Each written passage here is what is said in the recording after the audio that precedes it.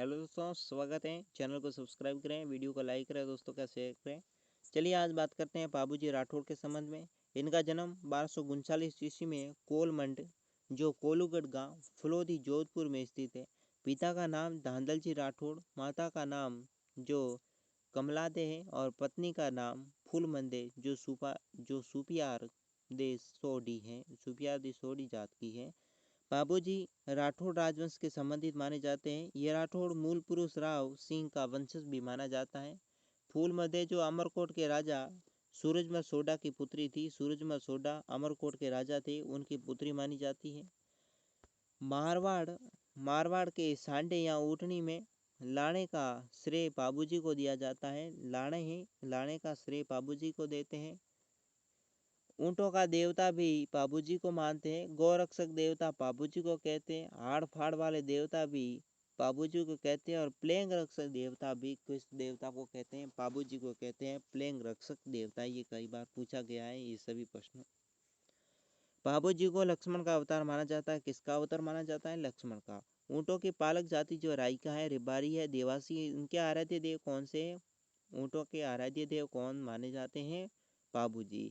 बाबूजी की घोड़ी का नाम केसर कालमी था, जिसमें काले रंग के घोड़ी एवं उनके जो देवल चांदनी ने दी थी, यानी घोड़ी का नाम केसर कालनी था और काले रंग की घोड़ी उन्होंने जो देवल चांदनी ने दी थी उन्हें। जो जायल या नागौरी के कासले सारन की पत्नी थी, कासले सारन की पत्नी थी। कौन थी पत्नी? देवल चांदनी। बाबूजी की फड़ नायक जाति यानी भील भोपे गाते हैं, जो रावण के हत्ता वाद्य यंत्र को बजाते हैं। वाद्य यंत्र कौन सा होता है? रावण का हत्ता। ठीक है, रावण हत्ता वाद्य यंत्र होता है। बाबूजी की फड़ चांदी की फड़ मानी जाती है, चांदी की फड़ मानी जाती है। बाबूजी की स्मृति है, जिसमें उनके आराध्य देव थाली में नृत्य करते हैं। बाबूजी की जीवनी बाबू प्रकाश की रचयिता कौन थी? आशिया मोर्जी नाम का व्यक्ति था, जिसने बाबूजी प्रकाशन की भी रचना भी की थी। विवाह के सौते फेरे के बीच में ही विवाह को छोड़कर गायों को बसाने के लिए गए थे बाबूजी, यानी कि 4 फेरे होते थे विवाह के। उन विवाह को फेरों को छोड़कर बाबूजी गए थे। विवाह के फेरों को तलवार से काटा गया था। बेनोई जायल नागौर के शासक जो जिंदराव खीसरी से जो युद्ध लड़ते हुए 1277 ईस्वी में देसू जोधपुर में 27 वर्ष की आयु में वीर गति को प्राप्त हो चुके थे बाबूजी। इसलिए बाबूजी का अनुयायी आज भी विवाह के अवसर पर 3.5 फेरे ही लेते हैं। यानी बाबूजी के जो अनुयायी हैं वो आज तक विवाह करते हैं तो उसमें 3.5 फेरे लेते हैं। इस फेरे 3.5 फेरे के बाद तलवार से भी फेरे काट दिए जाते। बाबूजी की पत्नी उनके वस्त्रों के साथ सती हुई थी और इस युद्ध में बाबूजी के भाई जो बड़ोजी भी शहीद हुए थे। बड़ोजी थे उस युद्ध में वे शहीद हुए थे। जिंदराव खीसी से युद्ध की जानकारी मुर्शद सुमानी रिपोर्ट 1891 में से प्राप्त होती है। जो मुर्शदी सुमानी रिपोर्ट थी 1891 में जिंदराव खीसी से युद्ध किया था, उसकी रिपोर्ट उससे प्राप्त हुई है।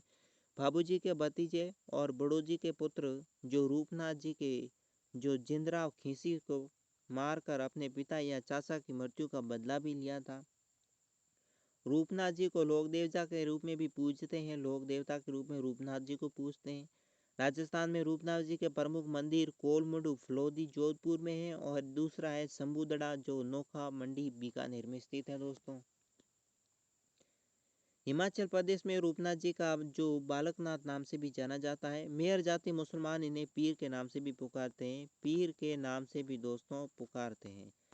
इससे अगला है, देखिए हरमल या चांदाडोला, हरमत या चांदाडोला जो सोलंकी बाबूजी के रक्षक माने जाते हैं। माघ शुक्ल दशमी होती है, जब जो भाद्रपद शुक्ल दशमी को कोलमुंडा गांव फलोदी जोधपुर में बाबूजी का मेला भरता है। बाबूजी के पावड़े जो गाथा गीत प्रसिद्ध हैं और माठ वाद्य यंत्र के साथ इसे बजाते हैं। इसका प्रतीक चिन्ह भाला है। भाला के लिए अश्वारोही पर एक बाई और झुकी हुई एक पांग भी मानी जाती है। राजस्थान में ऊँटों की बीमारी होने पर बाबूजी की पूजा की जाती है। ये प्रश्न कई बार पूछा गया कि राजस्थान में ऊँटों की बीमारी होने पर किसकी पूजा की जाती है? बाबूजी की पूजा की जाती है। बाबूजी अल्पायु में भी छूत का विरोध भी करते थे। आज की वीडियो में बस इतना ही। अगला वीडियो हमारे चैनल पर उपलब्ध है हड़बूजी के संबंध में, तो वो वीडियो देखना ना भूलें। चैनल को सब्सक्राइब कर दीजिएगा, वीडियो को लाइक करें और दोस्तों के साथ शेयर कर लें।